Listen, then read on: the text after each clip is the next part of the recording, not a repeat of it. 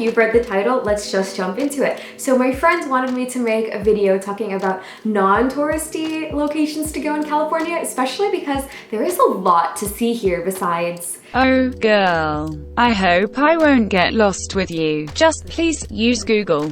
Disneyland, Hollywood, the Golden Gate Bridge. I promise California has a lot more to offer than just these three things, and I've lived here almost my whole life, so I'm gonna try my best to give you other things to do besides just going to these three things. And you know, I want to say touristy places are famous for a reason because they're great, but I promise there's lots of other hidden gems and things that you might miss if you don't watch this whole video. And if you are from California, and even if you're not, yet you know a lot more than I do, please let me know in the comments below. Like, it would be so helpful if you like teach me too, especially because my parents don't let me drive out of my own town and I am a grown woman. Let's start with something that California is actually really famous for, and that's beaches. People come here to like Santa Monica Beach, Venice Beach, even Malibu to go and like, you know, swim in the water or like whatever people do at beaches, like surfing, and I don't know.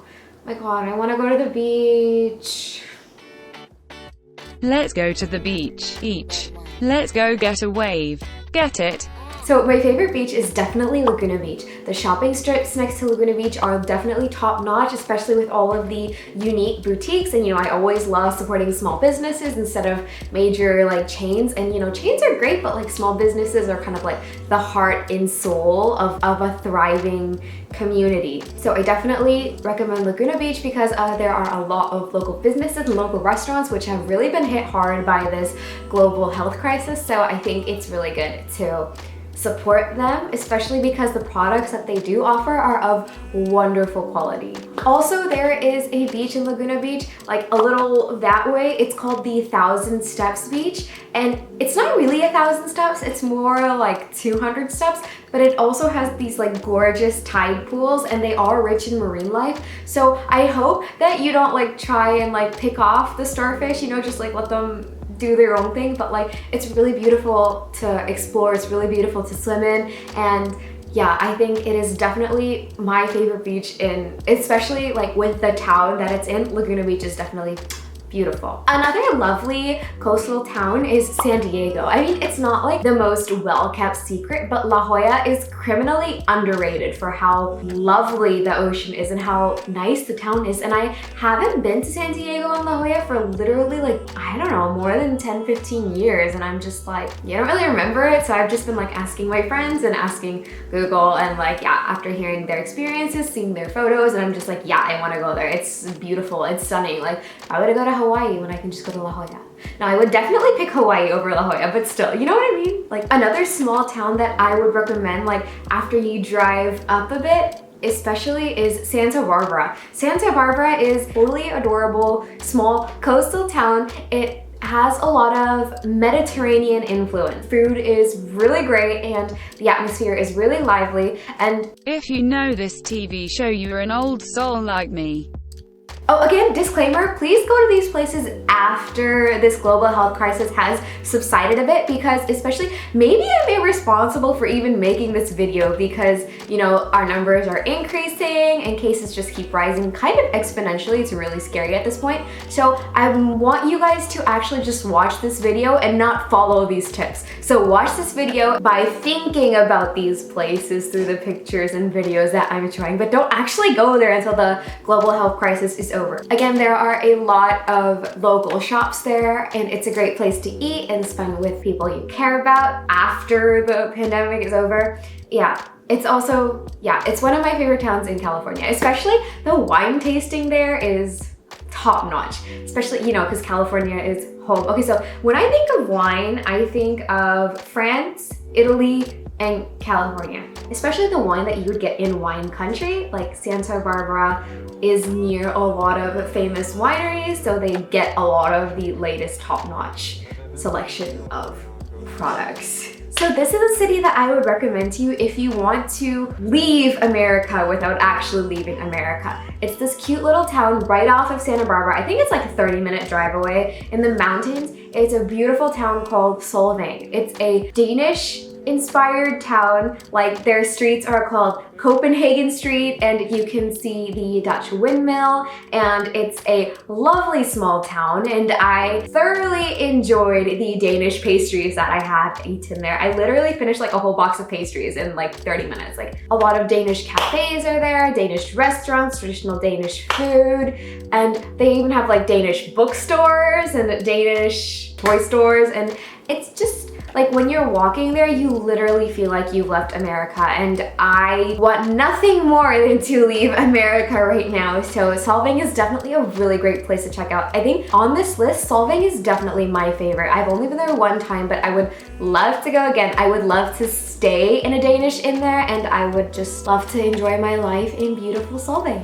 It also made me feel like maybe I should actually go to Denmark, because like the vibe was like really great. Like the streets are kind of like narrow, like Europe, and like European architecture in general is a lot more aesthetic than traditional American architecture of just like blocky buildings. It's like frilly and just cute, and the colors are a little more vibrant. I'm really gonna go to Denmark now after going to Solvang. Maybe that kind of defeats the purpose, but I don't know, I love Solvang. Like, it's my favorite. You have to go there. If you go to California and don't do anything else, go to Solvang. Now to talk about the more nature side. So we have like two sides, I guess. We have like coastal things, and now we have like mountain hiking. So there are a countless amount of hiking options in California, and there's more than just Sequoia National Park. Sequoia is beautiful, it's stunning. I've never been there, can you believe it? But yeah, it is very, very touristy because it's very famous, and it is famous because it's great. So, you know, no shade for Sequoia or anything. So in California, I would divide it into, I guess, like three things. Like one is like big cities, which honestly don't exist here. So if you're coming to experience big city life, don't come here. San Francisco is not a big city, I promise. It's just like